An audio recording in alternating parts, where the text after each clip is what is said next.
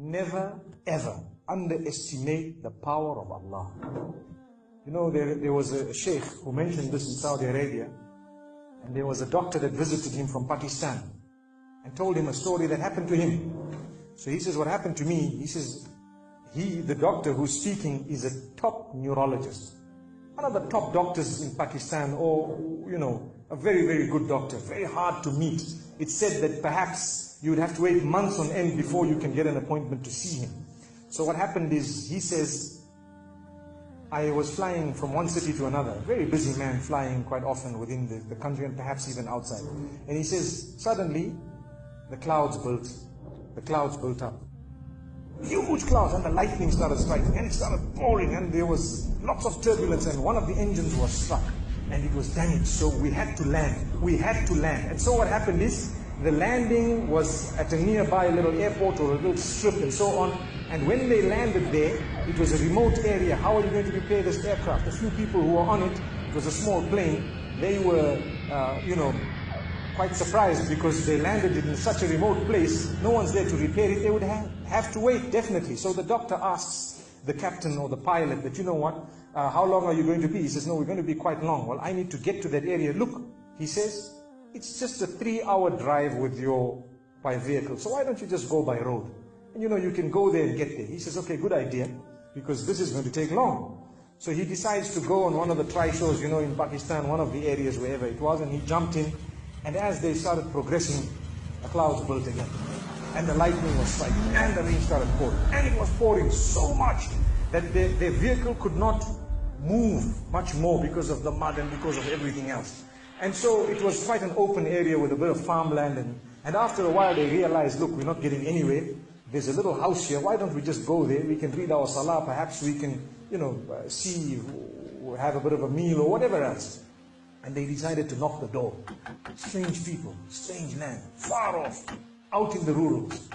And so he knocks the door, and he's got his little bag and everything, and he walks in. An old lady happened to answer the door after a while, and they spoke to her saying, look, this is what has happened, and we're going from so-and-so to so-and-so, and we just want a place, we want to read salah and so on. And she said, no problem, you can come in. She had a little musalla, a little sajjada, and she had a little baby on the side, or not a baby, but a child.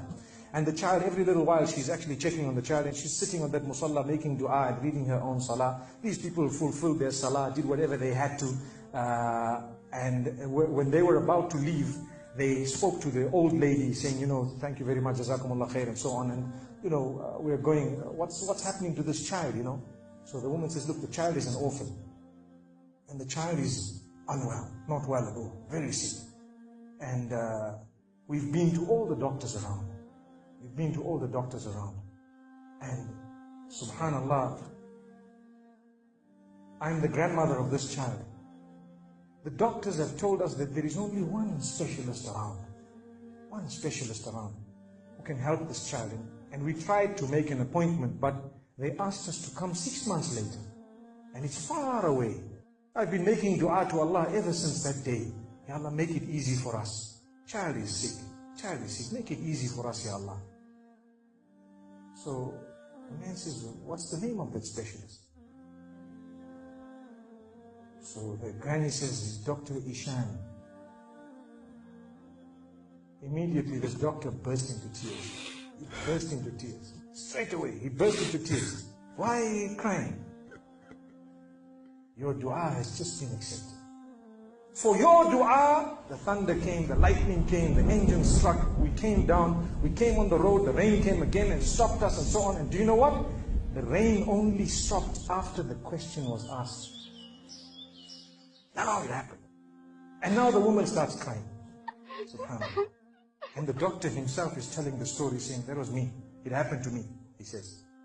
And he says, I learned that Allah's armies are beyond limits. Allah uses whatever He wants to get what He wants done. So, where in the wildest of the dreams of this person would they have felt or believed that the top man, whom it is semi-impossible to see without big appointments, would actually be driven all the way to the door, knock the door, come in here, read some salah, and they would have to serve the child here. Amazing. Wallahi, it brings tears to the eyes. But the reason I share it with you, every one of us has needs for Allah subhanahu wa ta'ala. Just keep calling. Just have yaqeen. Have conviction. If it is meant, it will definitely come in your direction. You know, we use the term by hook or crook, but I don't want to use that today. I want to tell you, by the mercy and power of Allah subhanahu wa ta'ala, it will happen. It will come to pass. May Allah subhanahu wa ta'ala bless us. May He open our doors. May He grant us all shifa. And may He make us firm believers that for Him, nothing is impossible.